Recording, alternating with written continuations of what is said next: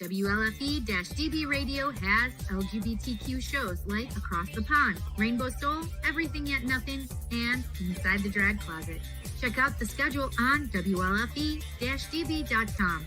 You can even watch them on TV at WLFE-DB.com under LGBTQ Friends, right off our website. Again, it's WLFE-DB.com for your LGBTQ shows and more.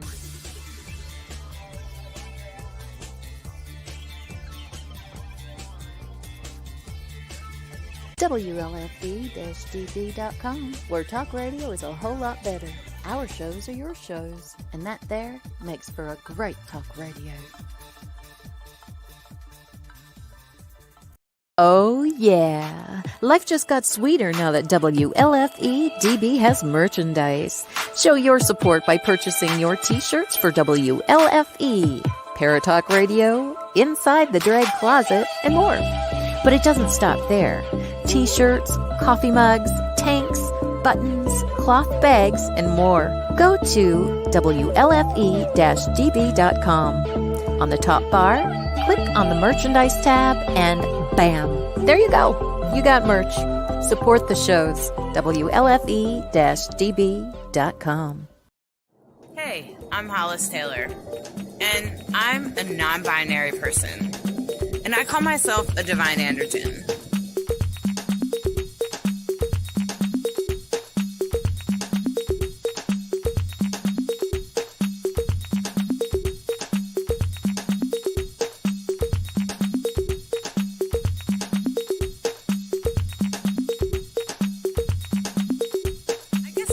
Be like saying that you're a monk or a practitioner of magic or something like that. Maybe it depends on what path you walk. See, one of the things I noticed as I started to come out and started to identify as non-binary, I started to realize that there was no spiritual path for people like me. There were some things like indigenous people, but I don't want to culturally appropriate. I didn't grow up on a reservation. And I think Two-Spirit is great, and I want them to keep it. And I felt like I had to define my own path, because I didn't have a huge background in these things. And so I started to explore things. And, of course, some religions shame us, right? And then there's some religions that don't even include us. Like Wicca, I went to many rituals, and never, not once, did they mention someone that was both or neither gender or god or goddess. Unless you asked, and then they would often have a goddess or something. But there was no language for it. And so as I started my own spiritual path, my own path of holistic learning, I learned that I really needed a spiritual path in order to be who I was. I felt like it was part of humanity. It was part of being a human. And I needed to be celebrated in my spiritual path. I needed to be seen, and I didn't want any of the shame. So that's not for me. That's theirs. And so as I started to unfold, I started to realize that I had my own path, and each one of us actually do. You do. Everybody does. Has their own spiritual path that they're to unlock. Your authenticity is in your heart, just like it was in mine. There were some things I had to go through to unlock those keys, to get closer to who I really was inside. Because all of us are divine conscious beings, and you have to work through some weird stuff sometimes, like cultural norms and gender roles and, gosh, mental health and the crap your parents programmed in there.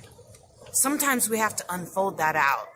And when we do, we get to an authentic person when we move through those surface things. And when we find our authenticity, we can go deeper. We can love deeper. We can love ourselves deeper. We can love other people deeper. And we can enjoy our life fuller and more, and feel more complete by the time it comes time to, end, because we all die. None of us get out of alive. So just consider As you start to identify and find your gender is not something that was given, that is not something that was assigned to you when you were born. As you start to realize your gender expression, no matter what it is, I'm talking to the drag queens, the drag kings, the gay guys, transgender people, non-binary people, gender neutral people, all of us, we're all here for a reason. The divine sent us here. We're all here to define our own path. Make it what it is. Follow that part of you that doesn't follow the rules. The part of you that doesn't do what other people are doing. Because that part of you will lead you to the path you need to be on. And you will manifest the beautiful things that the world desperately needs. All of us are where we need you. We need you to step up and bring your most beautiful light to the world.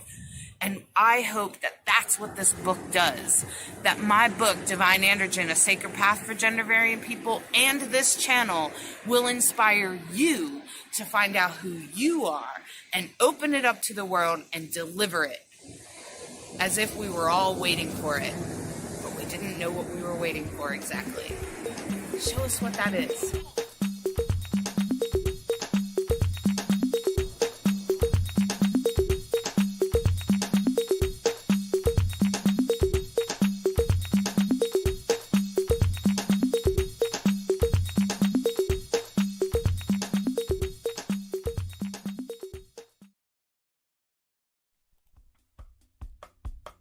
Welcome to Rainbow Soul, part of the WLFE DB network, an explorative discussion about spirituality beyond mainstream religions. Hollis Taylor, author, psychic, astrologer, and alchemical mage, brings their non-binary perspective together with fellow drag king and trans man Lacrosse Ortiz, a Jewish Taino with spiritual background of exploration that has led him to an atheist perspective. Join these guys as they explore deep and difficult topics, all related to spirituality, offering a queer perspective and exploration of interesting topics and engaging guests to help explore conversations for the Rainbow Soul.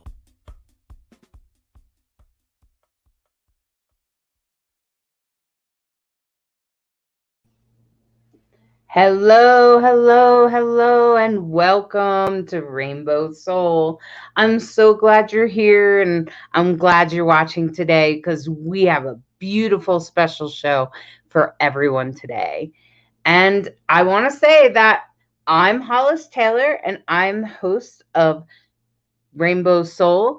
And today I have a special co-host. In case you are aware of them, her name is Bright Hawk. Welcome, Bright Hawk. Hey. I'm so glad you're here. Good to be back. Good to see you. How's everybody? Yeah, we're really good. And so first I'm going to start with, I'm Hollis Taylor, and I am the author of Divine Androgyne. It's a sacred path for gender variant people. And it's a special book about defining your own path as a gender variant person.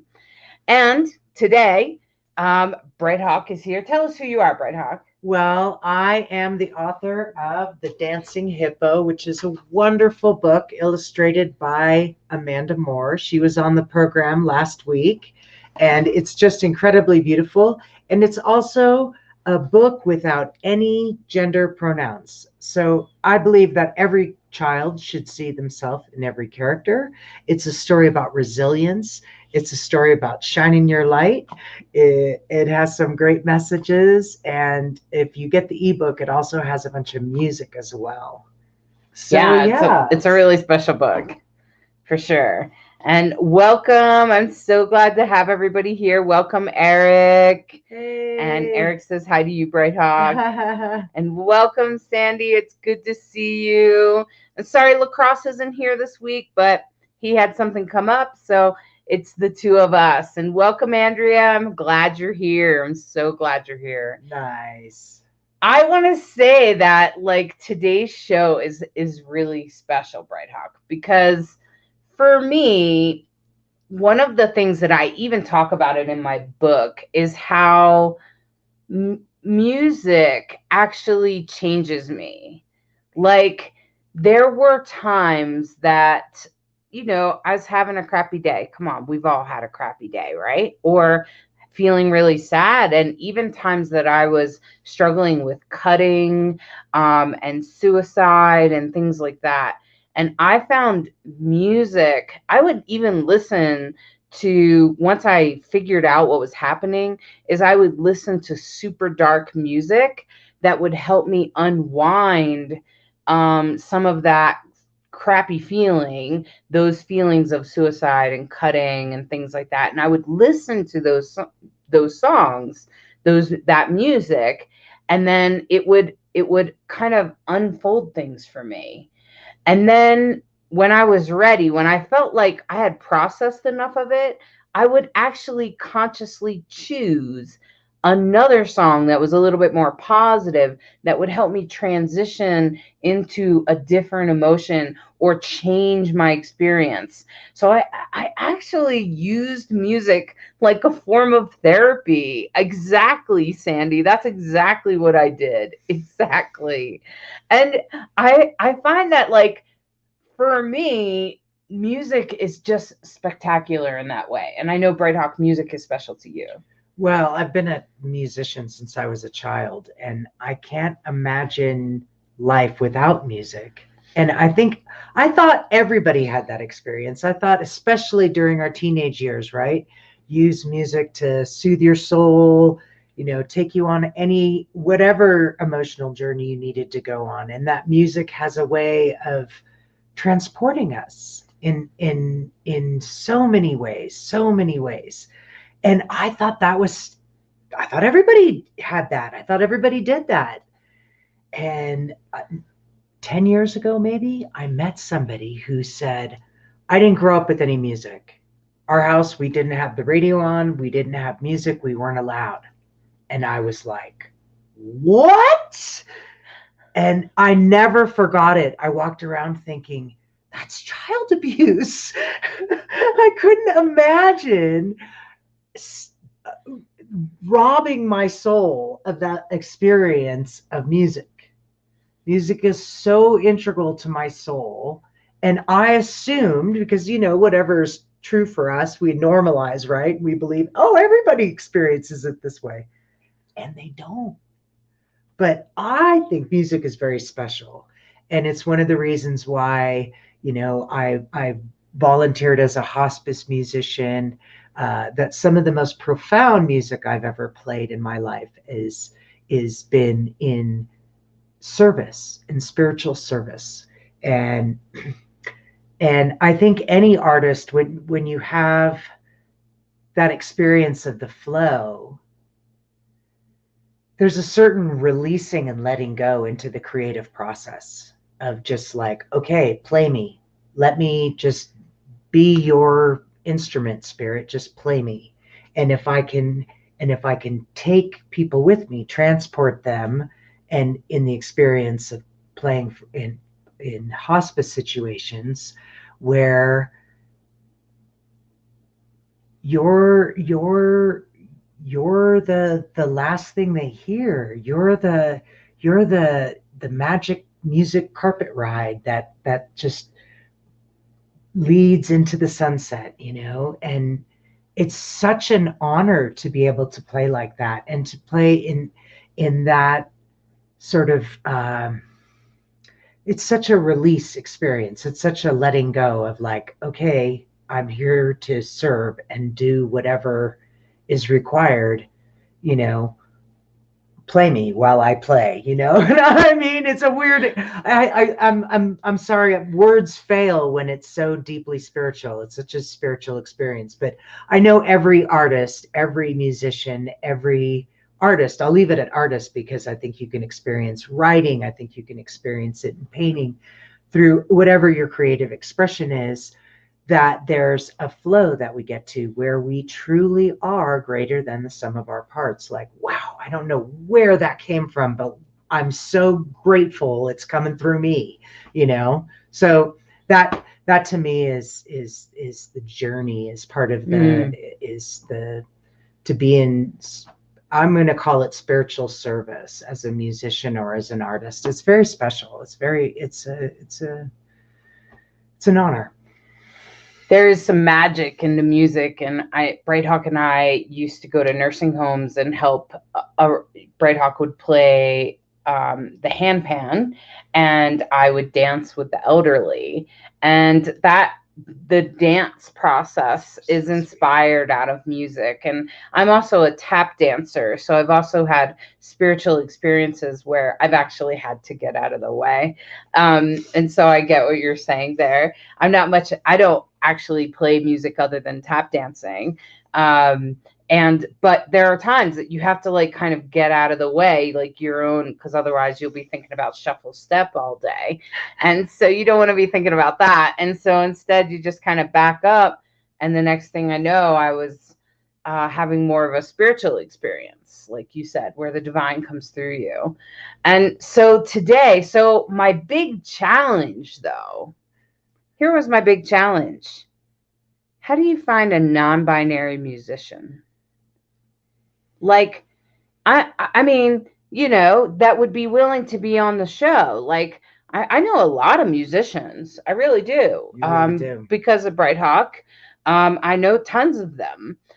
But all of them they might be allies, but they're mostly cisgender. And I thought, at least for the first time that we have a musician on, the person should be non-binary or trans or at least queer.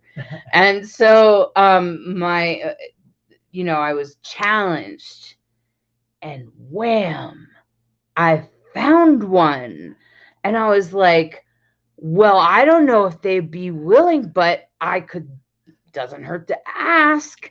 And so today's guest is totally amazing, Autumn Hall. I'm going to welcome Autumn out to the show. Welcome, Autumn. Oh, thank you for having me. Let's be giving you a drum roll. Welcome. Hi, I'm so happy to be here. So, Autumn, tell us about like who you are. Tell us about, you have 2 albums, you've won some awards. Tell us about that. I've come a long way. Well, I started playing music when I was really, really young. I grew up in a really musical family. My mom played music all the time and played guitar for a lot of we grew up in like religious backgrounds. My mom was always a youth pastor or leading music in some way. And then I left the church at 19 and continued kind of doing my own stuff. And it's just been a bit of unraveling from that past up until who I am now. I've been queer my whole life. Like I have memories of walking around and talking to my sibling and being like, I wish I was a boy. And Kyle would go, oh, I wish I was a girl. And we'd be like, haha, this is normal. And just like it never really brought it back up in my brain ever again for a really long time. I started going to therapy at a place called the Gender Health Center here in Sacramento, and they're one of the most extraordinary places pretty much ever. Other than another place called non-conforming, which gives aid to people in a really real community-based and oriented and founded way. Gender Health Center has been the reason for the season for me being healthy and me understanding my identity in a stronger way. And oh my goodness, I don't know about y'all and when your coming out happened for you in your life path, but for me, when I came out, I just felt like you just kind of feel like you have permission all of a sudden, as if you haven't had permission before. And I don't feel like I am second guessing everything I'm saying or feeling like I have to hide anything or pull back on anything or pretend to be something to make other people happy. And not only that, but I think maybe you start to attract the same people too. So at this point in my life, I'm queer. I'm non-binary. My pronouns are she, her, they, them. And right now I'm going by Autumn, but then close friends also call me Otto, just for fun. I've been trying that out like the last couple of weeks, and I don't know. I think one day I was like, man, I wish my name was Otto. And my friend was like, it can be. Like, you don't have to wish. And I don't know. It just it never dawned on me to push myself to like experiment in that way. But yeah, so I'm experimenting with like an additional name or not too. Anyway, yeah, I play music, and I'm really, really glad to be here. Thank you guys so much. Well, thanks so much for coming. And I just want to say that, like, it really was a challenge to find a non-binary musician. The world's not crawling with us. That is so strange. It's so strange to me. You're like, where are? Maybe they're all in California. I was like, I think I know at least a few. But I am in California, so. Right. Yeah. I'm from California. We live in Colorado, but I'm originally from California. Oh, Colorado is so beautiful. Is there a big social difference between California and Colorado as far as like acceptance, and is it like a little more dated other than like the community itself? As long as you're in Boulder or Denver, you're fine. Boulder is actually more accepting than any city I've ever seen, even in California. Because Boulder is a small college town, and you can go into the grocery store and be like, as you're checking out, someone will say, "Oh, I want to help you, ma'am," and you could just correct them. No, it's they. And they'll be like, "Oh, I'm sorry." And then you'll get they the rest of the time. And they're just, and they're just totally respectful. They don't look at you funny or anything like that. I can go out with my t-shirts that say things like they, them to Boulder, and it's totally, I can't think of a place in California that was that comfortable. Right. Yeah. I've been to like LA and San Francisco and stuff. San Francisco, but it's still, yeah, Boulder is just a different town. It was a better place, I think, maybe like 10, 15 years ago. And then right about now, it's kind of techie. And, you kind of can't live there unless you're just like extremely lucky or you have a lot of money. Most of the queer community, not those people, especially in art community. I don't know about y'all's art community, but typically we're not the most financially set people. I'm very happy. I don't know, don't put words in y'all's mouths, but I'm very happy how I am. But I don't have a lot of money either. I couldn't like go live in San Francisco. Sacramento is supposed to be one of the most diverse places. I read that and I was like, really? I was like, I don't know. It's like my idea of diversity is like has a higher standard than that. I'm like, okay, I guess I can see like there's different communities and stuff like that, but I would still like there to be more unity and like it to be safer. I don't think it's like Boulder at all. A grocery store clerk would definitely be like, ma'am, and not, and I pretty much just accept it because I was like, I don't want to make anybody mad at me. Well, you should try it out. I've done it in California and got away with it. In here in Boulder and Colorado in general is pretty accepting. And I'll tell you, when I moved from the East Coast to Boulder, it was definitely a little bit of like, whoa, because the East Coast, as some of our viewers are from the East Coast, is very like, people don't want to hear about your pronoun. It's just not part of the culture.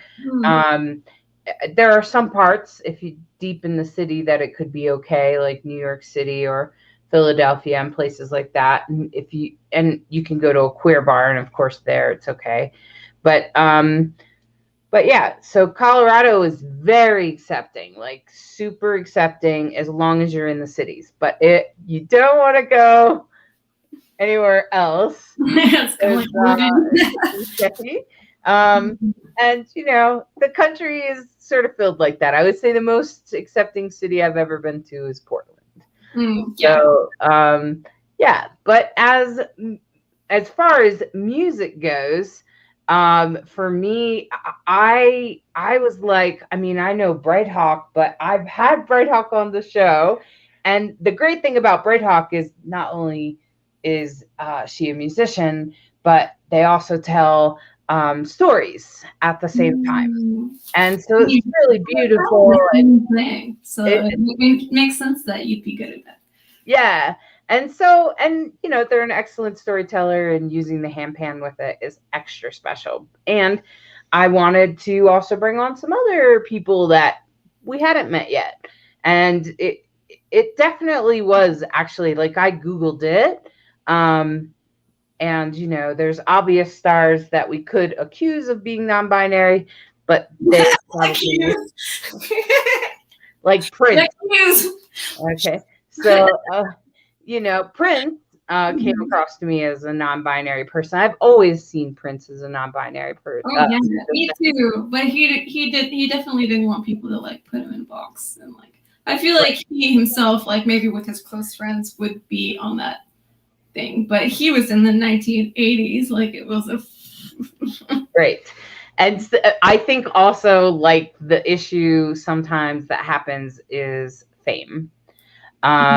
So fame, and although that's changing, I suspect that managers, and when you become famous as a musician or whatever, they start to pressure you to make some choices that may not be aligned with who you are.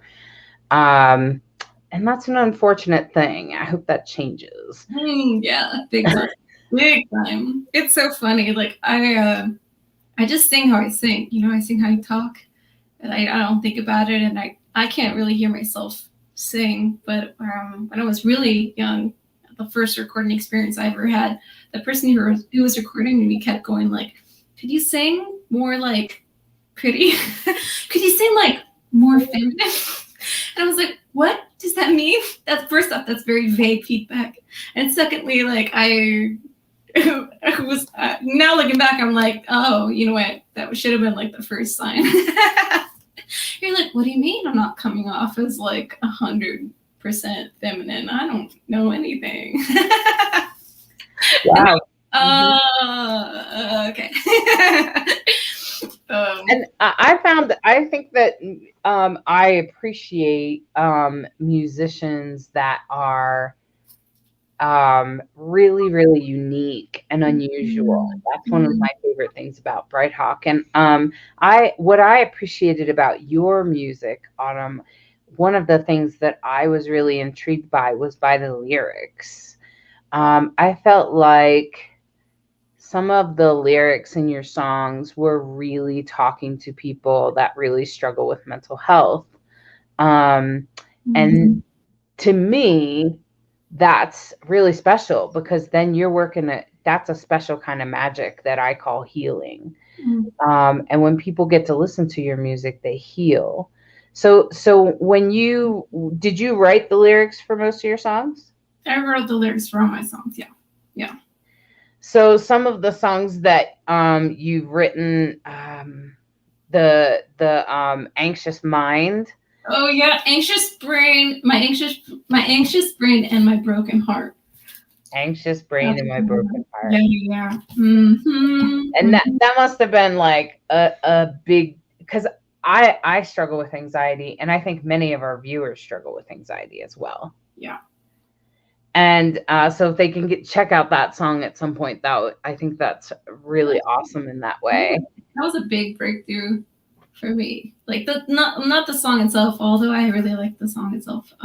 But yeah, what I usually do with songwriting is I kind of treat it as if it was a therapeutic process. And anytime I make like a big like kind of self-discovery, I'm like, oh, I gotta write that down.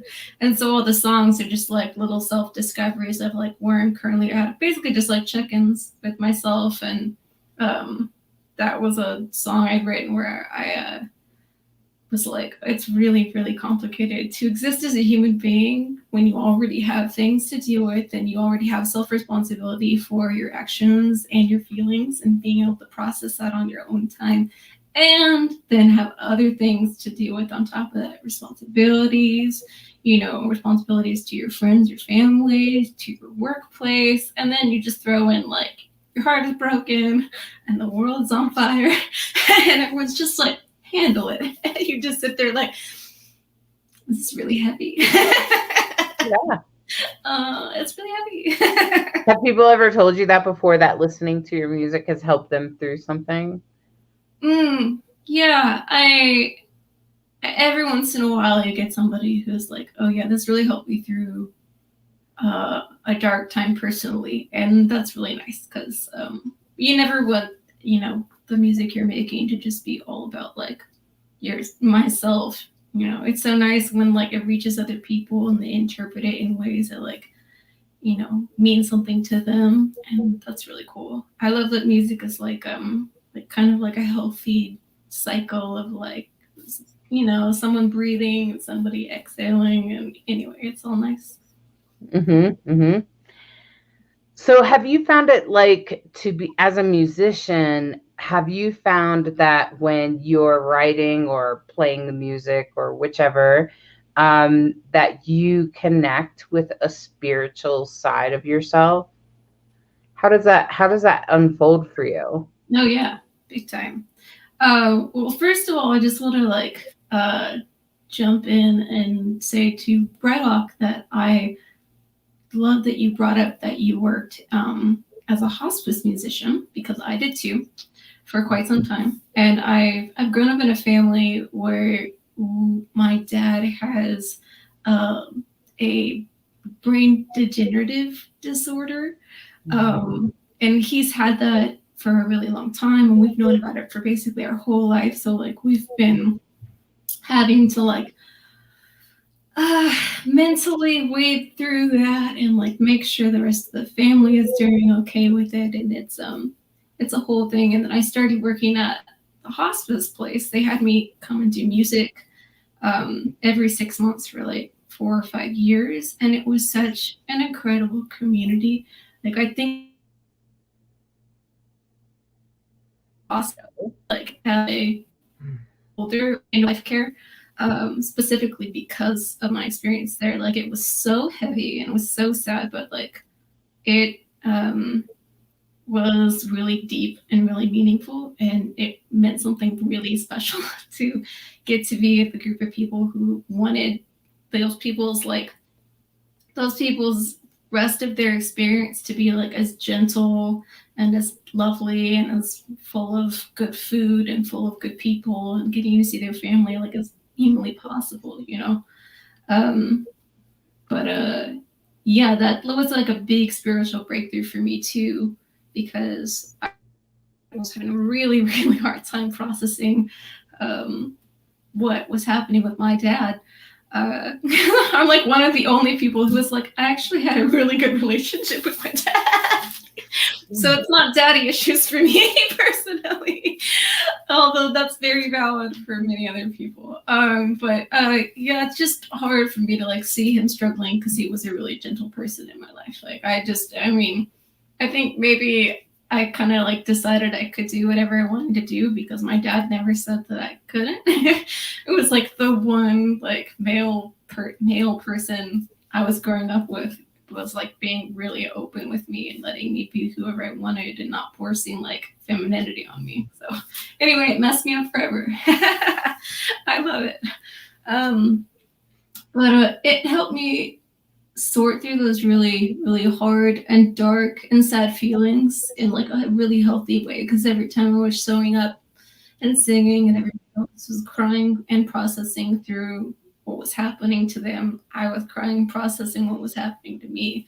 And it really helps me like I'm in therapy and stuff like that too, which is why I can talk about this stuff and not be blubbering and all over the place. Yeah, oh my gosh, like they're the most wonderful people ever. So I'm glad that you brought that up because it's all connected for me. I agree. I used to be a hospice nurse, and that's how I ended up working with people with dementia and stuff. No way. Yeah, and that's how we started Let's Dance. That just like the process of working with them helps you work through your own personal stuff. Yeah, really. It's a really powerful experience. And being a deaf midwife, being at the side of someone's bed, even while Bright Hawk was playing handpan and I'm helping them move on, was a really powerful experience that it opens your heart and soul. And you also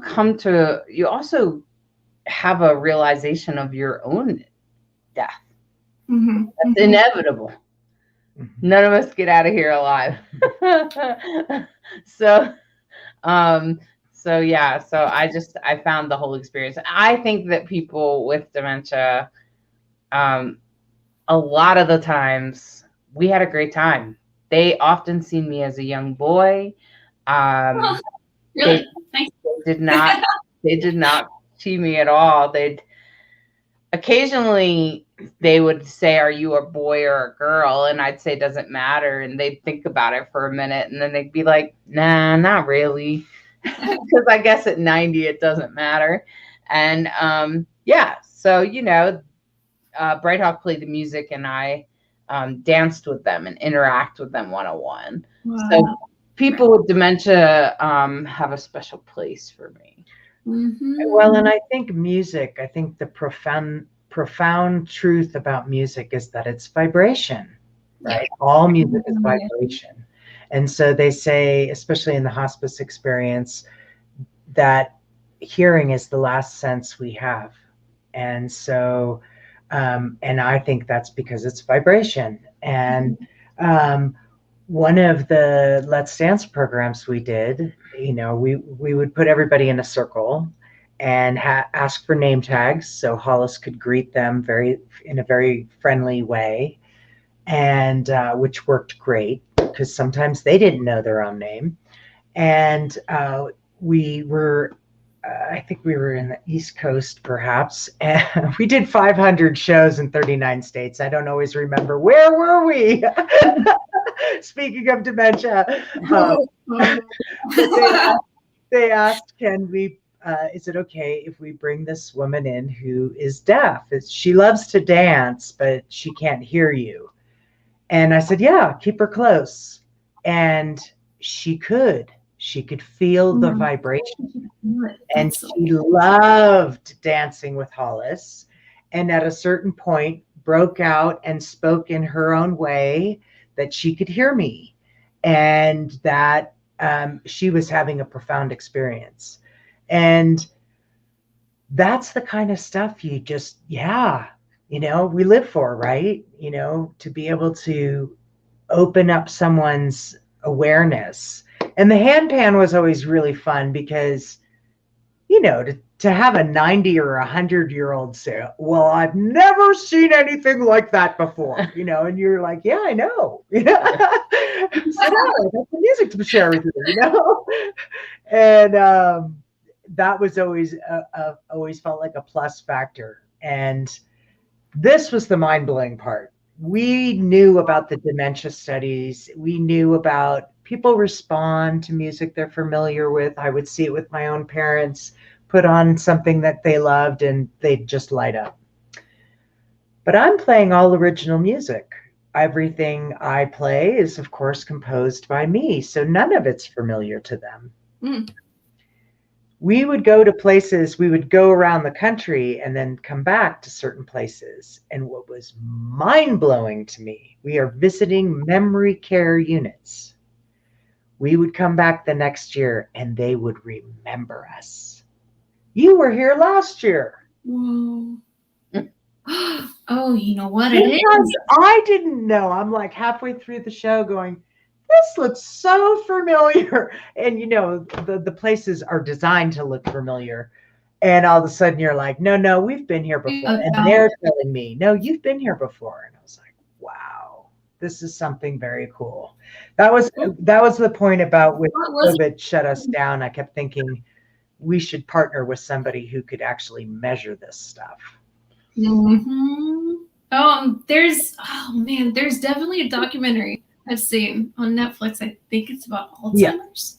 Yeah. And it's about music therapy and Alzheimer's. And music connects to a different part of the brain that usually isn't affected as much. So because there's music involved, they have a higher ability to remember.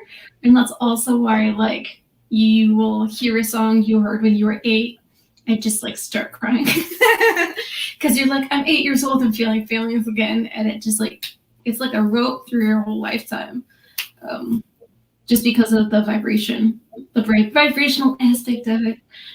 And that you're 100% correct that music bypasses the broken part of the Alzheimer's brain. And then the other thing that we realized was, because I'm sort of sing-song storytelling and playing my music in rhythm and time and just making it like this, people who couldn't understand regular speak understood me. Sometimes it also worked in reverse too. It's very difficult as a musician, as you know. This is a rip your heart out moment as a musician when somebody is looking at you like this. Because Alzheimer's brain, you sound like wop wop wop wop wop wop wop wop. Yeah.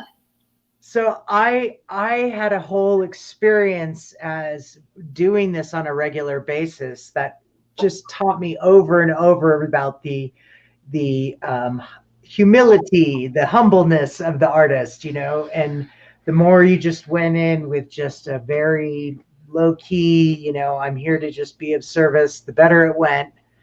Anytime you thought, it's going to go great, I got this, man, you can have your head handed to you. I think being a performer, I mean, as a drag king,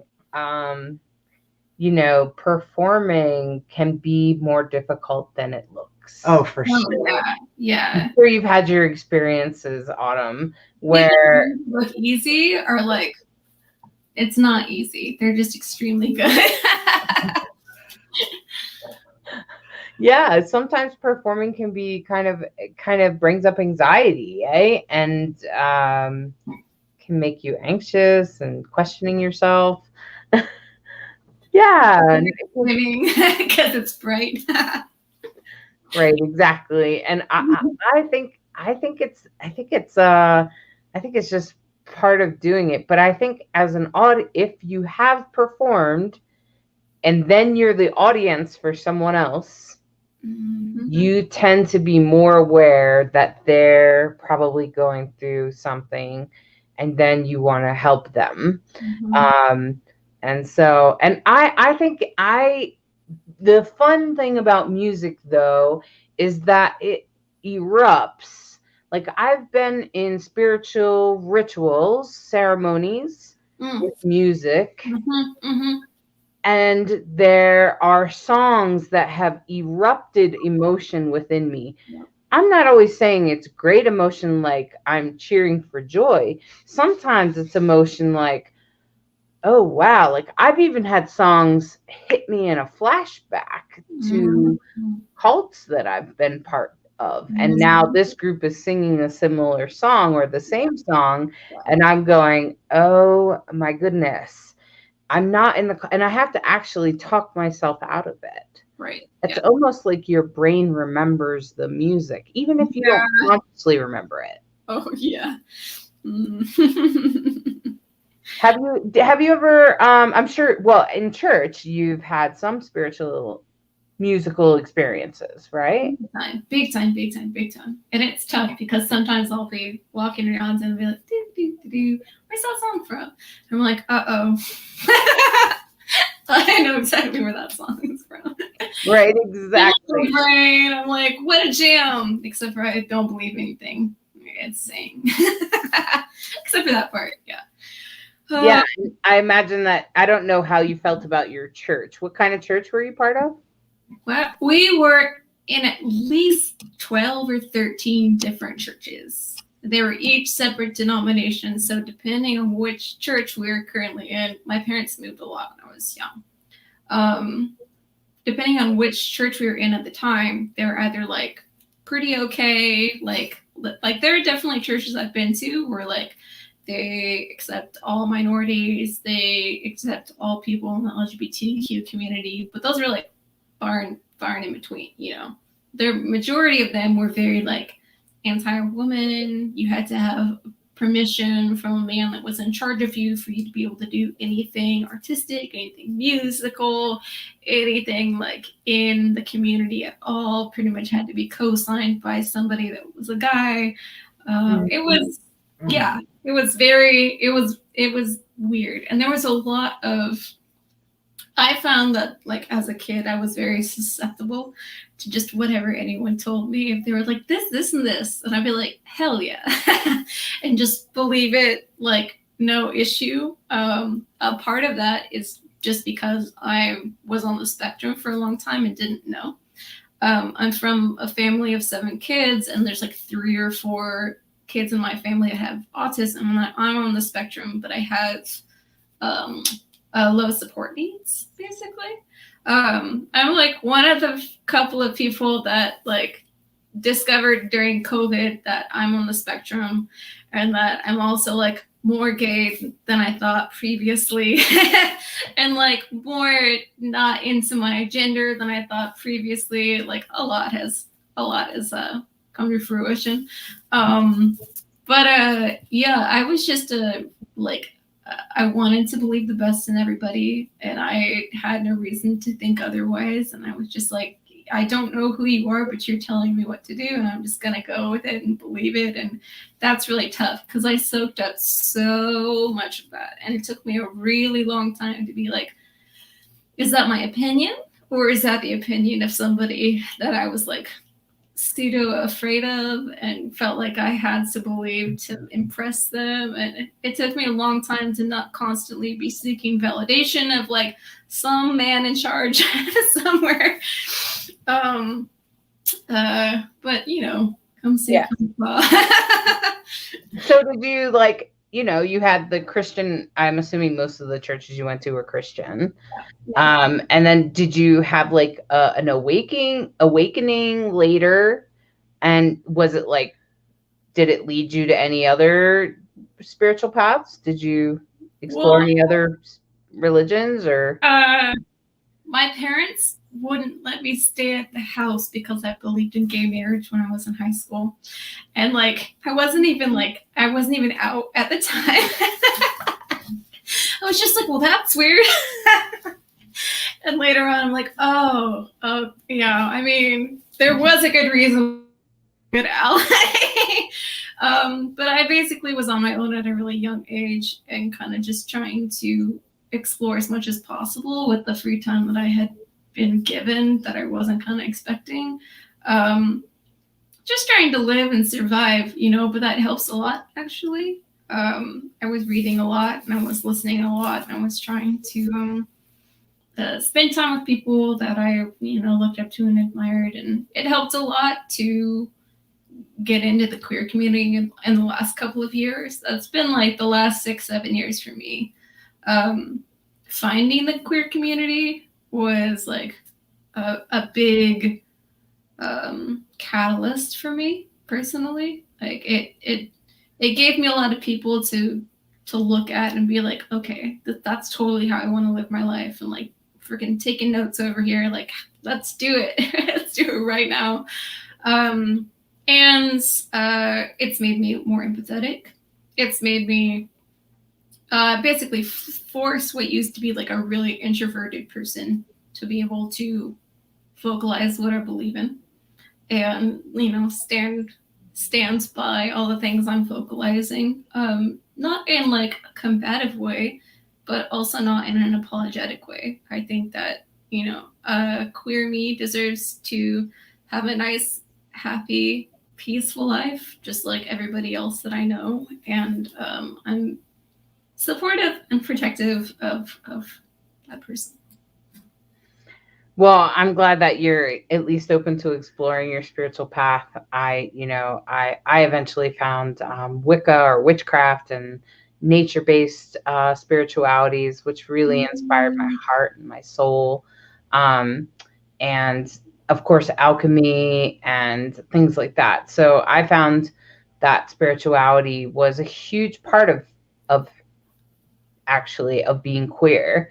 It's just that it just so happened that Christianity made it out to be like it was a sin. Yeah. But in reality, if you went to other religions and other spiritualities like Wicca, witchcraft, nature-based, all kinds of nature, alchemy, things like that. Even alchemy itself talks about androgyny as a sacred. It's as sacred as an element, I suppose, or as a divinity.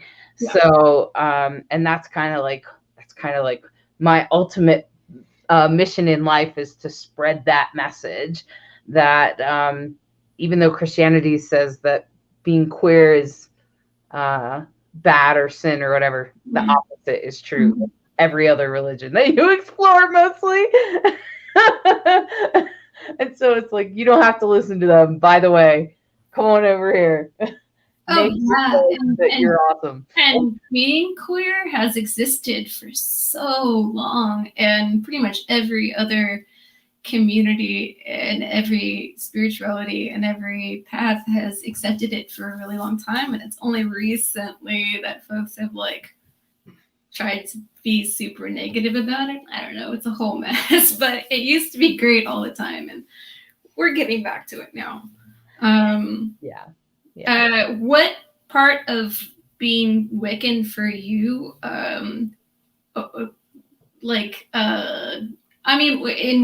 in your practice as a talks about the divine androgyne?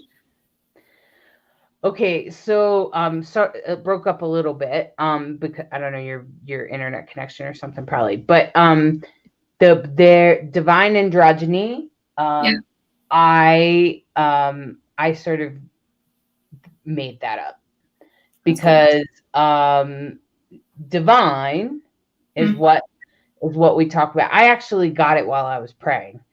I was doing yoga. And it said, you're going to call the path that you're defining the divine androgyne. And in Wicca, though, there are tons of, I couldn't even go into them all, of gods and goddesses, or sorry, not gods and goddesses, deities, which are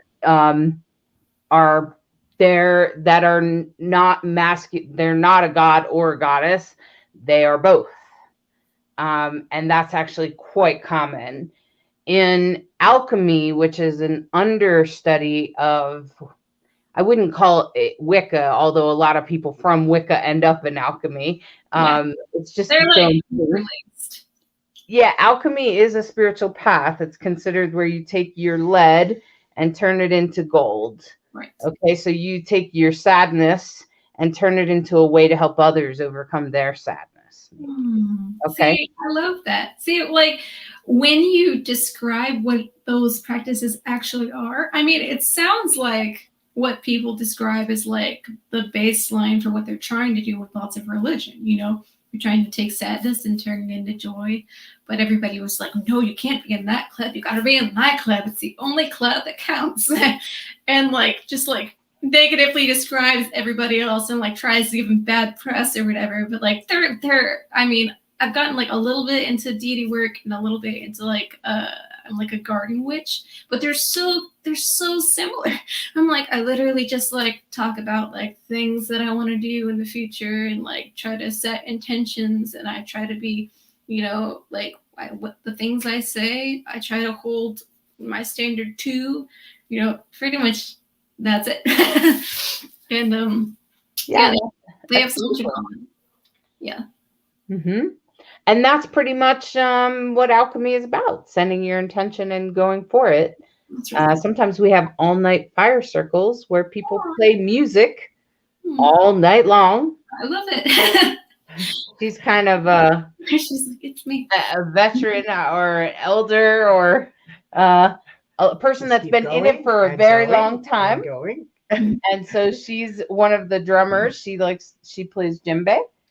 And yeah. And so what I was thinking about when you were talking about your path with Wicca was my awareness of it's so funny because back in the 90s we didn't even have a language of queer, but for me, I remember my first event that I went to, that it was a really big, it's a very open but primarily pagan event. The rituals were primarily pagan. It was intro to me because I was drawn like a moth to flame because of the music. So I come in with my drum and I'm like, what's all this stuff, And I'm like, oh, you need me to play for the ritual? Okay, yeah, I'm a drummer. I could do that, And then I'm like, oh, that's ritual. This is kind of cool, Call in the elements and started to become aware of this very vast, very old tradition. They call it the old ways for a reason. And that music was a huge part of it. So for me, the two came together very simultaneously at the very same time, because I literally remember on the drive to the event thinking, I don't think it matters who you love, what their genitalia is. I think it's about love. Love is love. I think it's about souls finding each other. I don't get what's the big deal. I hadn't been in a relationship yet that way. But this was cracking open really long held beliefs, because in addition to being from California, my friend, I am also the youngest of 7 children. I'm a recovering Catholic. Oh, you're the baby? Oh. Uh-huh. We love our baby. Yes, that's right. Let me entertain you. Oh, yeah. I mean, that checks out. Yeah. Sag, of course. So yeah, and I used to think, and I still do believe this, that when we sing authentically, when we really open up and sing whatever it is, a chant, a hymn, it doesn't matter. You can be an om, that you can't open your vocal cords that way without opening your heart as well. I don't know how you would do that. I don't know how you could separate and not do that together. So to me, that's always been, there's reasons why the monks chant and om, and why that centers us when we're meditating, and, how, again, I think it comes back to vibration.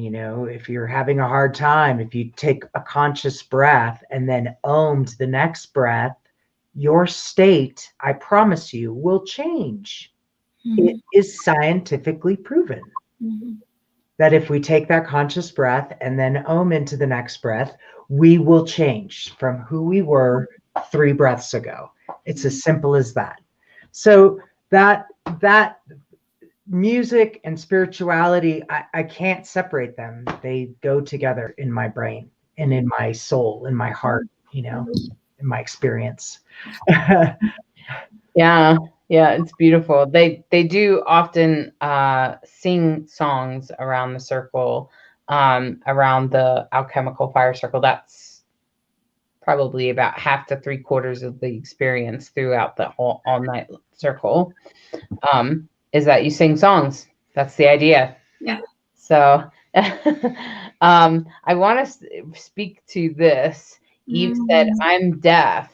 though I have memories of when I had more hearing, and my relationship with music is more vibrational and tactile interaction with some reading of words. That's beautiful, Eve. I think that's beautiful that you can even tap into that memory of what music was like and bring that in for you now. And I think that's what was happening with that person in the home that we visited when she was having a profound experience of hearing the handpan. I think it was the first time she had heard music since her hearing had gone. Right. Yeah. So she wasn't aware that she would ever be able to hear music again. Or I wonder if maybe you're reading like a particular kind of poet who uses like a very lyric-y style of writing, that maybe like when you're reading it kind of sways in that way, and that will kind of be like listening to a song again. Maybe that's what they meant by music. I don't know. Yeah. One of my first early experiences when I had gotten my djembe, and I was in Cambridge, Massachusetts, and I used to go to the Cambridge Hospital, to the children's unit, and I'd offer drumming and tell some stories. And again, the vibration, everybody got into it. The kids would totally get on their feet and dance and totally get into it. And you never knew who you were going to see, what their condition was. It was a hospital, so every week it could be the same kids a couple times in a row, which then you'd be like, whoa, this kid's been here for a month. But most of the time was a new kid. And one of the times I'm drumming and I'm playing, and there's an autistic child rocking totally into the rhythm, and I'm like, cool. And I go to put my drum down to start doing the storytelling part of the show, and the kid's like not having it, and very vocal about, that's not okay. That is not okay. So I was like, oh, okay. So improvised in the moment, put the drum back on and slowed it down so I could sing and talk and do a rhythm that I could maintain and tell a story and figure it out. And there's something that happens to our brains as musicians. They can actually do an MRI of us, those of us who have been trained classically, that if you've done music for any length of time with any kind of discipline, our brains look different. Our left and right hemispheres are integrated in a way that if you did an MRI of somebody's brain who was not a musician, it wouldn't look the same. And it's because of that integration that happens. And you know what it's like when you're playing music and then putting the words on top of it. And if you have a particularly complicated pattern, being able to sing through that section is probably not a good idea. Like play one thing and keep it simple when you're talking. Oh yeah. There's this thing, and then finally your brain gets it, and all of a sudden then you can just do it and you don't have to think. You don't think about it, and you're like, but like a second before, this is very complicated, and now it's like, I'm sleeping through it, no problem. It's wild, and especially when you're like starting to learn guitar too. There's a definite part where like your vocals and your guitar work are completely separate things, and doing them both at the same time feels so uncomfortable and clunky in your body. And then one day it just integrates, and you don't even know when it is, and like your hands stop hurting, and it just all kind of like decides that, oh, we like it now. And it's really, really special. Well, I think our audience can identify Robert White from Australia. He's saying, I hear music is stored in another section of the mind, which I'm pretty sure that's what we're talking about here. And John is saying music is deeper than awareness, which I agree. And so we're going to take a little commercial break. Okay. And when we come back, first, Bright Hawk is going to... normally we would have a dream interpretation, but Bright Hawk is going to offer us a song. And I think that would be great. And then when she's done, we'll have you out, Autumn, and you offer whatever it is, whatever you're inspired to play tonight. So I'm going to invite everyone to take a little break and go get your drinks and go get what you need and come back and enjoy the music. Yay. WLFE Digital Broadcast Network is on TV. You can watch all of our shows on WLFE-DB.com. Check out our channels: Paranormal View for all of your paranormal type shows, LGBTQ Friends for all of our LGBTQ shows, Variety Unlimited for all other shows. It runs 24/7 right on WLFE-DB.com. You'll even catch the lives, all in one place. Never miss an episode, past or future. WLFE-DB.com, where our shows are your shows. Search for your favorite shows like Where's My Sage, Inside the Drag Closet, Across the Pond, Everything Yet Nothing, Paratalk Radio, Step into the Paranormal, The Creepy Parlor, Just Cindy, and more. Now you won't miss an episode. Remember, follow Facebook Live and YouTube Live. Make sure you subscribe and follow your favorite WLFE-DB radio shows. You can find our shows where you listen to your favorite podcasts, like Spotify, Amazon Music, iHeartRadio, and more. WLFE-DB Radio is looking for podcasts to join our family. You don't have to fit any strict genre. We're a plethora of shows. If you're looking to jump on a growing network, then contact us at WLFEDBradio@gmail.com. Wow, Amazon Music just got a whole lot better.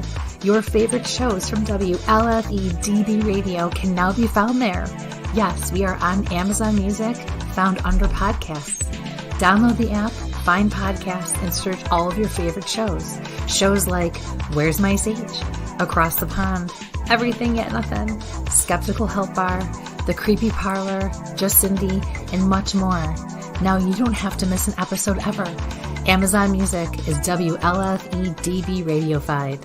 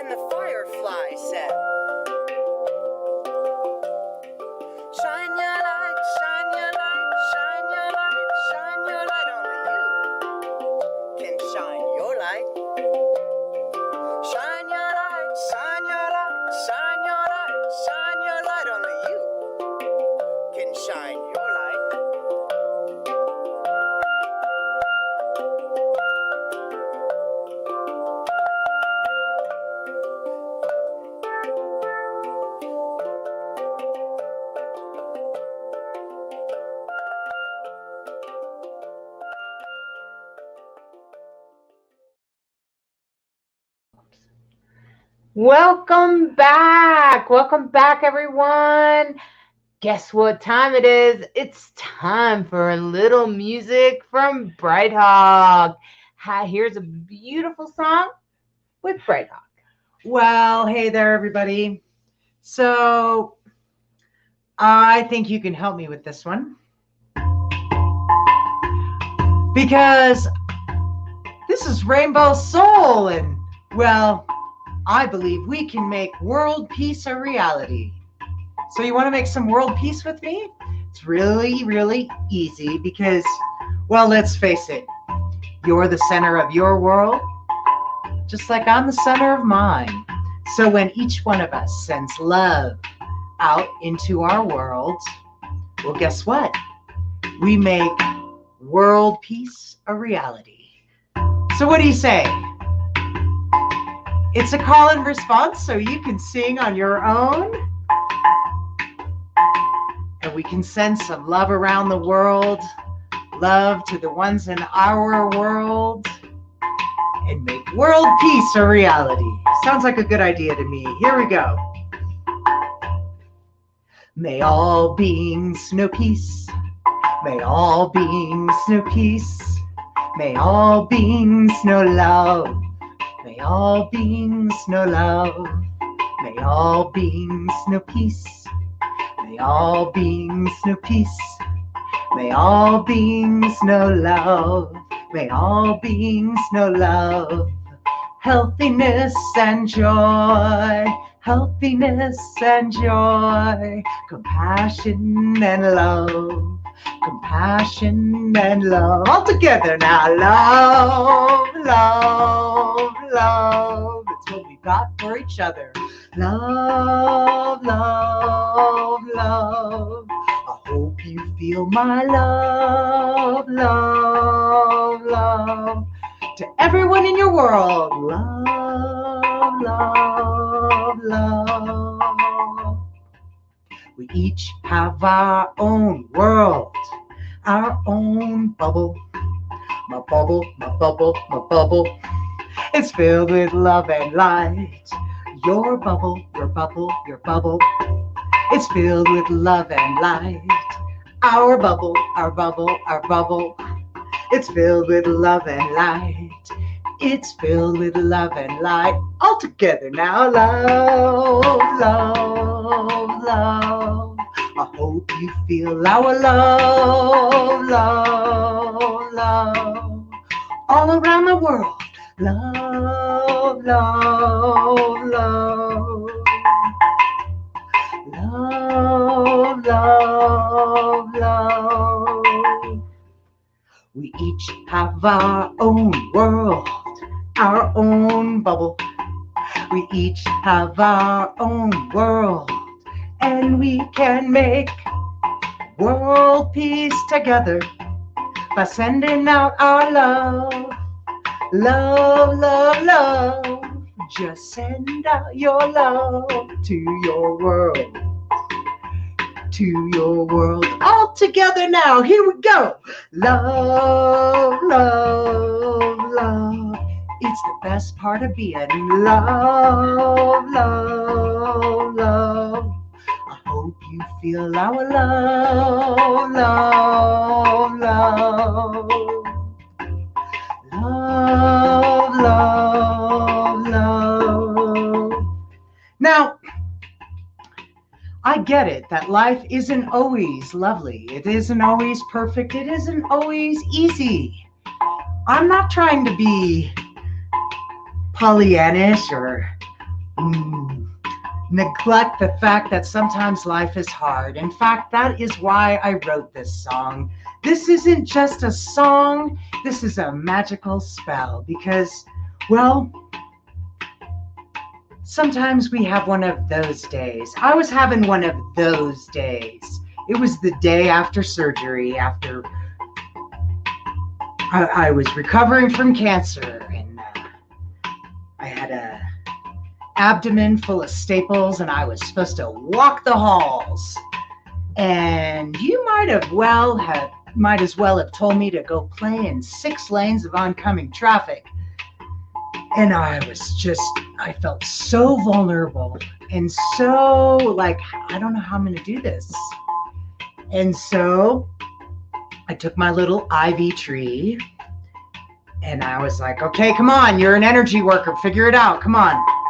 And so I sat at the edge of my bed and held my little ivy tree and I was like, okay, take a deep breath, because whenever you're stressed, my friends, that's the first thing we stop doing. So take a deep breath. Anytime you're feeling stressed, just remember, take a deep breath. And the next thing I heard myself, literally, I heard myself saying, my bubble, my bubble, my bubble, it's filled with love and light. And then I took a step and I started my little journey down the hallway with all these people zipping by me. And I just kept saying to myself, my bubble, my bubble, my bubble, my bubble, my bubble, my bubble. It's filled with love and light. It's filled with love and light. Now you can fill your bubble with whatever you want, but I think what this bubble helps us all remember is that each one of us is in our own world. We're all having our own experience. And if you just take responsibility for your bubble, your experience, well, my friends, you will have a different experience because you will take responsibility for what is in your bubble. And you can just say to yourself, my bubble, my bubble, my bubble, my bubble, my bubble, my bubble. It's filled with love and light. It's filled with love and light. It's filled with love and light. Love, love, love. It's what we've got for each other. Love, love, love. I hope you feel my love, love, love. Love, love, love. Blessings to all beings. Blessings to all beings. May all beings know peace. May all beings know peace. Blessings to all beings. Blessings to all beings. May all beings know love. May all beings know love. Healthiness and joy. Healthiness and joy. Compassion and love. Compassion and love all around the world. Last time. Love, love, love. Love, love, love. Love, love, love. All you rainbow souls, we love, love, love. And that is how you play the world peace game.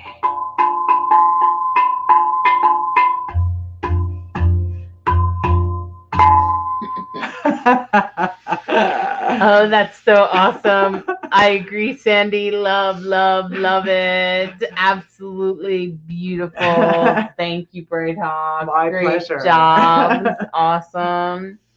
I'm And excited to hear from Autumn. now I think we're warmed up and we're ready to hear from Autumn. I'm going to bring them back out. Here we are. Welcome back, Autumn. Welcome. I'm so glad you're here. I love. Oh yeah. How many songs should I play? I'm gonna play some songs. It like 3 or 4. Is that Well, we have about 25 minutes, pretty much. okay? We'll see what we can do. Because we talked about this one a little bit. I'm gonna start off with Anxious Brain and My Broken Heart.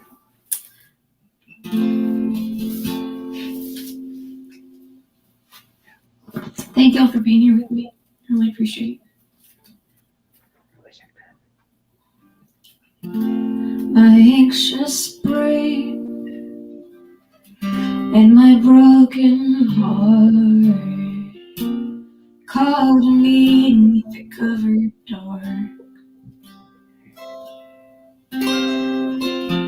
Each took its place to commiserate, and I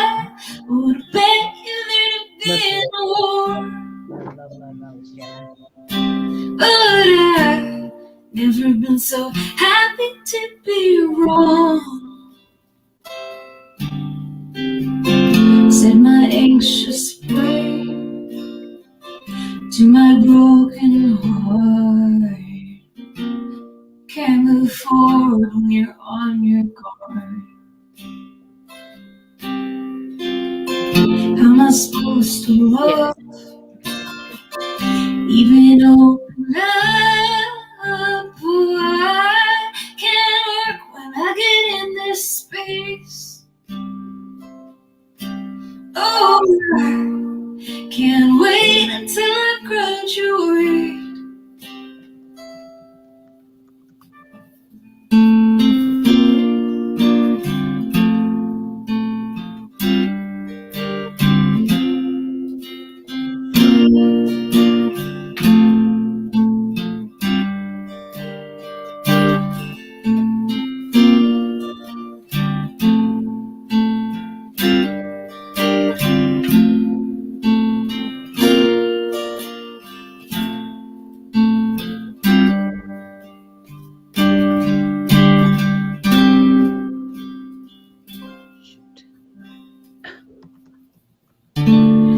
I'm trying to protect you.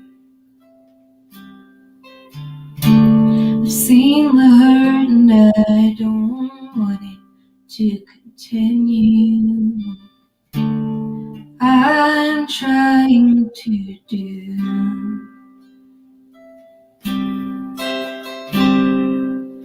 what I need to do.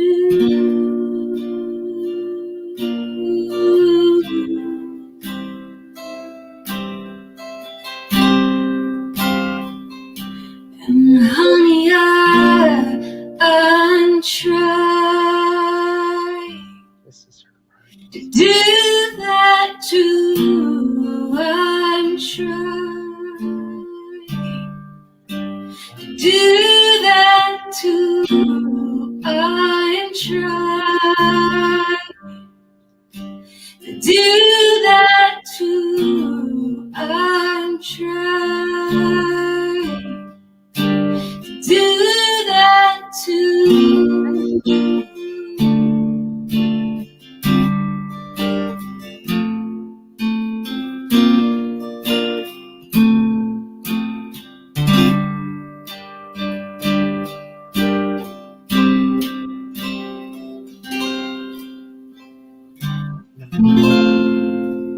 She came to Forest Dance. I didn't know this was hers. Yeah. All right. There we go. There's that one. And then the next one I'm gonna do. It's a song called "Do You Believe?" And I sometimes play on a banjo, but guitar's a little easier for the setup today.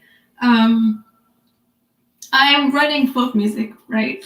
And it's a fairly traditional medium. And although it's very traditional, it's pretty whitewashed and it's pretty cisgender based in a lot of markets right now in a lot of communities. And I've basically been trying to like take all the gunky stuff out of it and trying, at least in this period of my life, kind of like write from a queer perspective and try to be more purposeful about making sure that what I'm writing is diverse and open to everybody and makes everybody feel like they're wanted and important. So this is a spiritual that's non-spiritual. It's supposed to apply to everybody. Here we go. We'll do it right. Oh, here's good.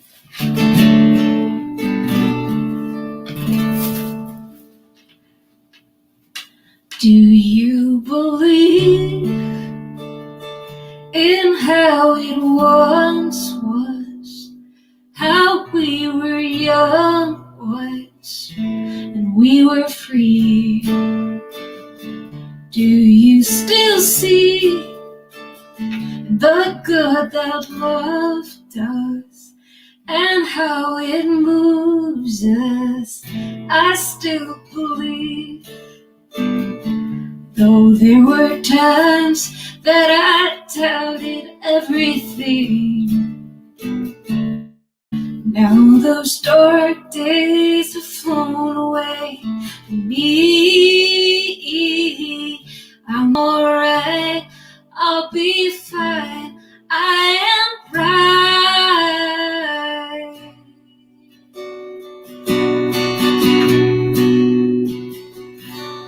I'll be better than they ever could have seen. I'll be better than they ever could have dreamed. Yes, I'll be better than they better believe.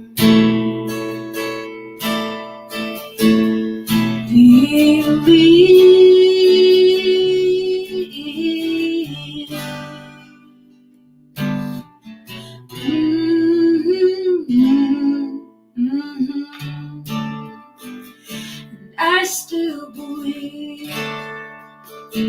I still believe. I still believe. I still believe. I still believe.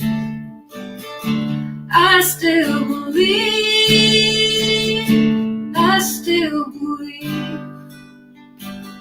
I still believe. I still believe. I still believe. Do you believe in how it once was? How we were young once and we were free.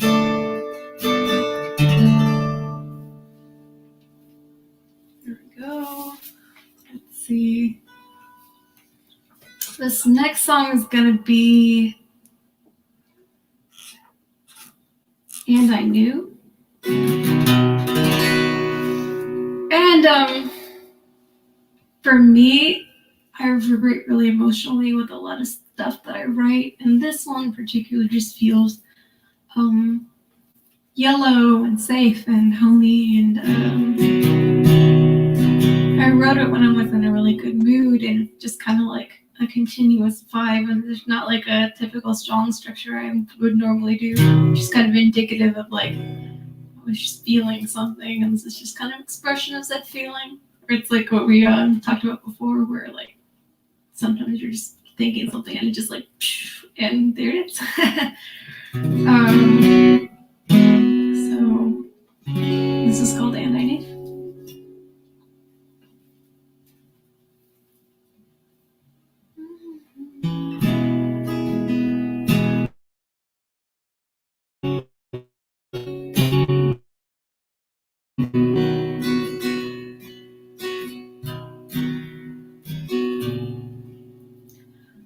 Oh, standing, I saw you standing with your back against a blue sky,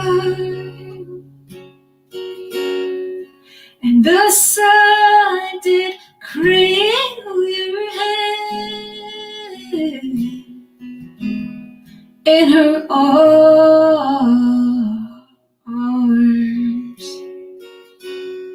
My body is tired, and you have so much to carry. Still you lifted me up and said it's fine, don't you worry. It's fine, don't you worry. It's fine, don't you worry. It's fine, don't you worry. It's fine, don't you worry. It's fine, don't you worry. It's fine, don't you worry. It's fine, don't you worry at all.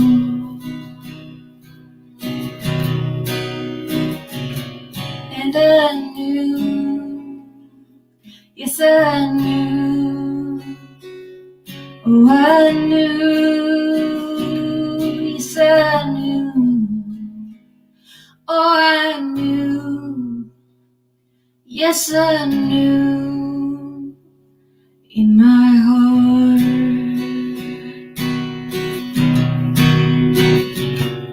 Oh, I knew, yes I knew. Oh, I knew, yes I knew. Oh, I knew, yes I knew, in my heart.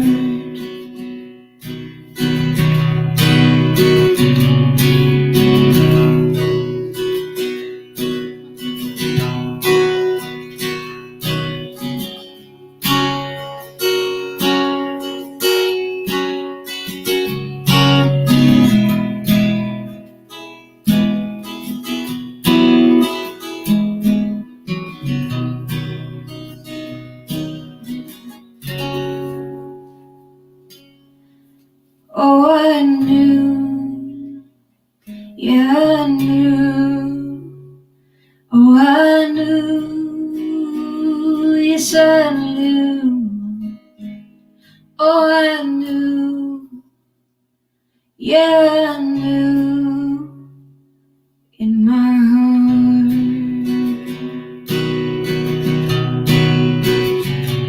Oh, I knew, yes, I knew. Oh, I knew, yes, I knew. Oh, I knew, yes, I knew, in my heart.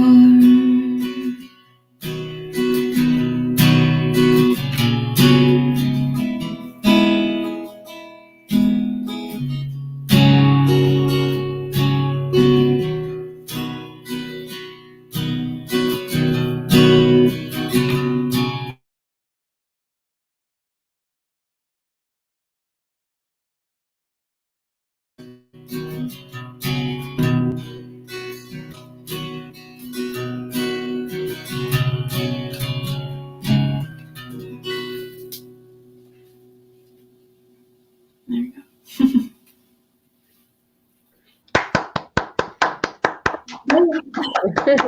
Because I know that that's the weird part about doing online I shows. know, really. Like, it's just like ghost clapping. It's so nice. It's a really nice ghost. Last song of the set, and this is called LA. It's about the prospect of moving to a new place and feeling like, yay, this is a new start, and working through a lot of life stuff too.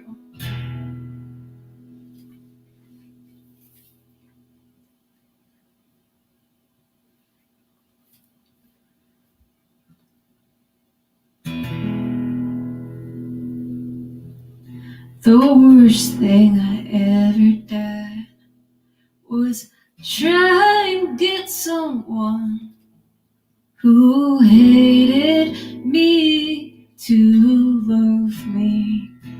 And the worst thing I ever did was try and sew a thing in a plot I knew was empty. But now I think I understand what it may take to love without sacrificing me.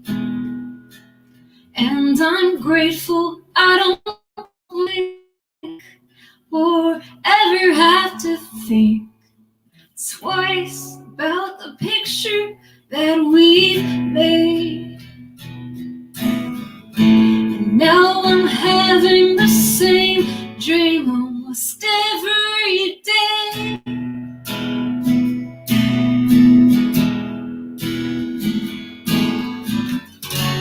Where I'm falling asleep and we wake up in LA.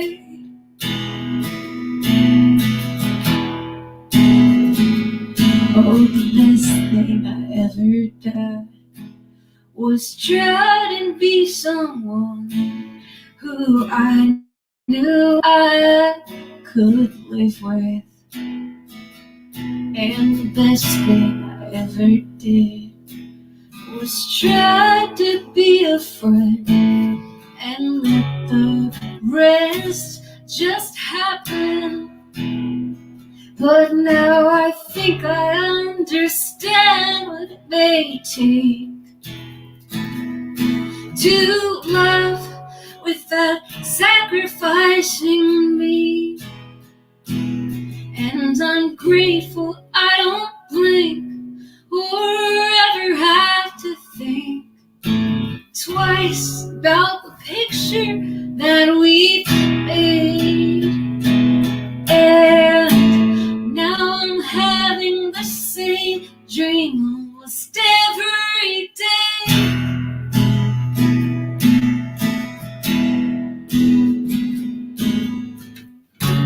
Where I'm falling asleep and we wake up in LA.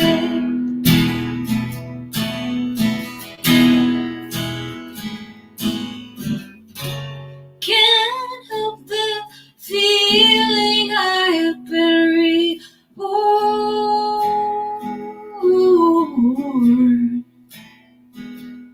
'Cause it wasn't love that I was just adored.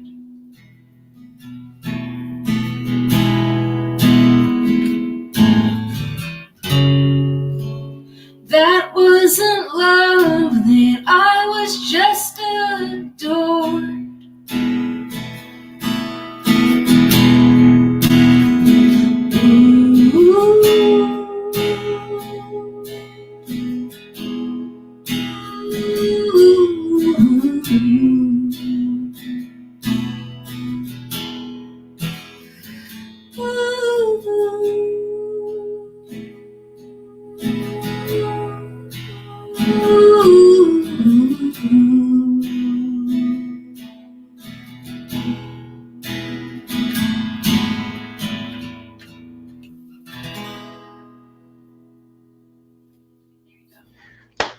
Well done. Well done.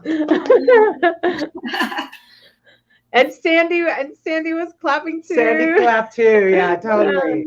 Oh yeah, I saw. I am totally appreciate that because Oh, I'm reading all the comments. Oh, yeah, that's so sweet. Thank you, Sandy. You're such a sweet person. I appreciate you. And it's a it's a weird thing about performing online, eh? yeah. I really like that last song about the dream of waking up of us in LA. Yeah. That's where I grew up. It's so beautiful, yeah. Everyone I know is like, we gotta go there because that's where the musicians go. Oh, God. I feel like I became the musician I wanted to be when I left there. Isn't that a weird? I personally don't have a lot of like spec in like, because you move to a place, suddenly you will become, I don't know, I feel like because I didn't move there, I kind of like had to become the musician that I wanted to be. You know what I mean? Yeah. I worked in Hollywood, but it took going to Cambridge to become the storyteller I was meant to be. Mm-hmm. Yeah. Get it. I get it. Irony is everywhere. And I was just thinking about the last time we played in LA would have been right before COVID. We did. When we visited a nursing home, but not a nursing home, a daycare for people with dementia. They loved us. They loved us. It was a big hit. We were a big hit. It was you never know with what you're going to, as you know, you never know what you're going to walk into. And that was fun because they were enthusiastic and wanted to dance. Boy, you had them dancing. So that was your last song, right? I didn't interrupt you. Yeah. Okay, you guys. Okay. Okay, great, because I really enjoyed your music. I really personally enjoy it. I like your lyrics. I'm really drawn to your lyrics. I tend to be kind of a lyric junkie. Me too. I mean, same. Obviously same, but yeah. But it's true. There are definitely people that I've met all sorts of people all over the place, and there's people who are like, I just love bass, anything with bass, and like I love drums, anything with drums. And you get people who are like, okay, that's nice lyrics, but like, where are the guitars, you know? And there's different kinds of music for every kind of person that likes different things, and that's why I'm never like, your taste in music is incorrect. Nobody's taste in music is incorrect. There's music for everybody, and you know, the music you like will find you where you will find it. Yeah, but that's right. I agree, and I enjoy acoustic guitar. My father was blind, and I also had a great relationship with my dad. Oh, good. So I get it, and so did she. Yeah. So there you go. And my dad used to play acoustic guitar with me, and we would sing. That was how we didn't watch TV because he was blind. So most of the time he played acoustic guitar, and he would sing songs to me. Yeah. So now acoustic guitar is so soothing. It's like a part of your life, yeah, and you're super used to it. That's so cool. That's awesome. I mean, it's probably a good thing that you didn't watch that much TV. It probably helped you like tap into your creativity. Yeah, all the rest of the time when my mom and dad were divorced. So that was only on the weekends. Oh, okay. The rest of the time, no one cared how much TV I watched. No, yeah. So, you know, I had both. I knew that there was better. Yeah. That's right. I was privileged in that way. So what I was doing while I was listening to even Brighthawk's music, your music, and as we've been chatting, I've been shuffling tarot cards. And I'm going to do a little reading here. And this is the Love is Love deck. This deck is inspired. It's actually called the Pride deck. You can get it on Amazon. And every single card is done by a different LGBTQIA artist. And it's a completely collaborative deck, which is one of my favorite things to do is collaborate. Yeah. I find that collaboration is the key to growth and happiness in my life. Everything. Yeah. Oh my God. Yeah. So I've been shuffling around and asking for the cards. And right now I'm going to do a reading for everybody. And I just want you to remember that whatever I say, just take what is important to you, what speaks to your soul. Take what you like and leave the rest. Whatever other things that may not really vibrate for you, they're probably meant for somebody else. And so it's okay. Don't worry about it. Just take what you like and leave the rest. And this reading is meant for everybody watching right now, as well as those watching the recording or listening later as a podcast. If you're listening to this, it still counts even for you, because somehow I assure you the divine knew you were going to listen. And so here we are. The first card. Wow, this is such a performer card. I'm just going to say, because this character is sort of a performer in ways. You can see that they're climbing up the stairs and towards the light. And it's a performing in a way like coming from their emotions, having dealt with their emotions, drank from each cup, and then proceeding to the light. See the light there, that sunshine up at the top of the stairs? The person is marching up the stairs. And over here is the moon. Now, the moon is all about our cycles. And if you look at the moon's face, they're kind of creepy, kind of like, I can't believe the sun is out to ruin my day or something, right? And it's an interesting card. And the reason is because this person is overcoming their cycles. And that's what this is all about. This card is that they overcame the crap that wasn't comfortable, and they did it anyway. They were scared and nervous and anxious and did it anyway. And that's what this is to remind us all. Those moments that we have overcome something, that we have drank from the cup of emotion, experienced that emotion, and gone into it anyway, gone towards the light anyway, did the hard thing. Because you know, sometimes shining your light is one of the hardest things you'll ever do. And this card is all about right now. So that card before this card was in the past. And that's what we've overcome, right? And this is the right now. This is all about emotion and and holding our emotion like sort of steadily in a steady, strong way. And you can see that this person is very queer and very comfortable with who they are. They're, but at the same time, they're also kind of cross their arms and they're on the defense. Yes. And they're also very confident. They are sure of where they are. They know where they're going and they know where they've been and they know which way to go. They are not unsure of themselves at all. They're actually feeling very sure of themselves. And if you take a look over here, there's a little love note. So this is meant to say, listen to the little messages that are coming in, the little I love yous, the little you're great, I think you're awesome. Make sure you listen to those little messages. Don't dismiss them. Take them in. Rub them around in your heart and soul. Make sure you hear them. And the next card is all about the future. This is the future. This is about receiving messages. This is about things that people would say to you or send to you, especially being the Eight of Wands.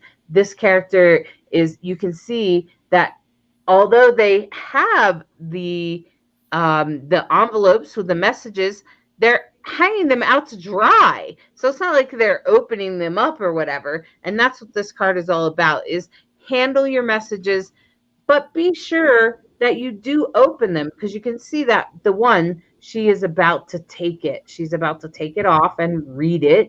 And that's what's important. And that's what this is to remind you, is that and if you take a look at her, does she remind you of a famous feminist? Mhm. Yeah, and it's meant to kind of remind you of that, mainly because she was a powerful, amazing woman, and you can see that it's kind of has a little bit of that Mexican background with the desert. There's a little river there, but you know, it's meant to inspire us to step forward, receive your messages, and take them in. Keep them.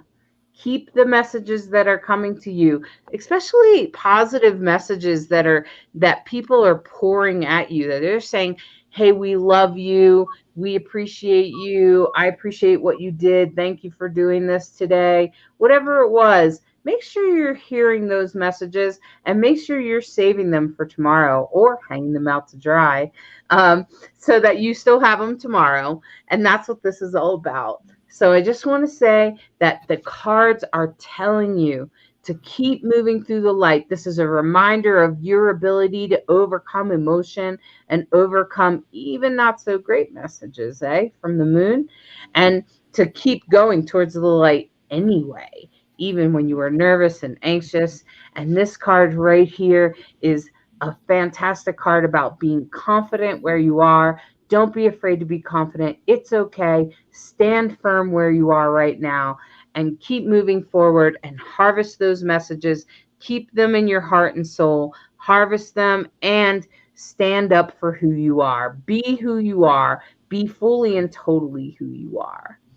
And in that, my friends, I want to thank you for watching Rainbow Soul. Thank you, Autumn. Thank you, Bright Hawk, for being on the show today and doing this with me as a beautiful gift to our community, to our LGBTQIA community, that if you're a musician, if you're playing around with your guitar and lyrics, keep doing it. We need you. We need your message. Yeah, we need more of them. Yeah, sure. We need more non-binary musicians. We need more queer musicians. We need more people to bring their message to the world. Your message is important too. We value you. We love you just the way you are, and know that you are loved regardless of anything else. You are loved. There are not bad people. There are only bad actions. So you are you, and we love you just the way you are. So thank you all for watching, and thank you both for being here with me today. And thank you to the audience. Much. Oh yeah, thank the audience too. Thank you to all the viewers that have watched, and We love you and appreciate you. Come back every Sunday. Every Sunday, Rainbow Soul is putting it on. We have all kinds of fun topics. And I want to remind you that we're just starting to kick off Rainbow Soul's clothing line. Yes, oh yes, you yourself can have a t-shirt that says not because non-binary is sacred, or because queer is sacred, because transgender is sacred. All of the different identities are represented, or most of them are, and along with lots of other very cool t-shirts and all kinds of great stuff. So check out our new clothing line, and we'll be bringing that in more next week. And next week, we are going to have a very special person on that we're going to be talking to LGBTQ. She's a LGBTQ activist, and we're going to be talking to her about all of the ways that we can do activism. And I think we're going to have some people at least joining us in the audience that will be from Africa, that are LGBTQIA, that don't have their rights right now, and we are going to honor them and pray for them. So I hope you can be here next week with Rusty Rose. All right, my friends. Cool.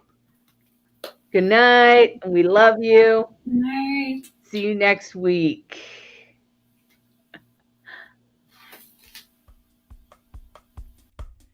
Thank you for watching Rainbow Soul, part of the WLFE DB Network, a queer perspective on spirituality beyond religion. We appreciate you sharing the show on your timeline. Follow us on social media of your choice, and join our Facebook group, Rainbow Soul. We want to hear from you. Share your topic ideas for Hollis and Lacrosse. Explore upcoming shows and interesting guests. The Rainbow Soul Facebook group, where we build community of questioning seekers. Rainbow Soul, where spirituality is our medicine.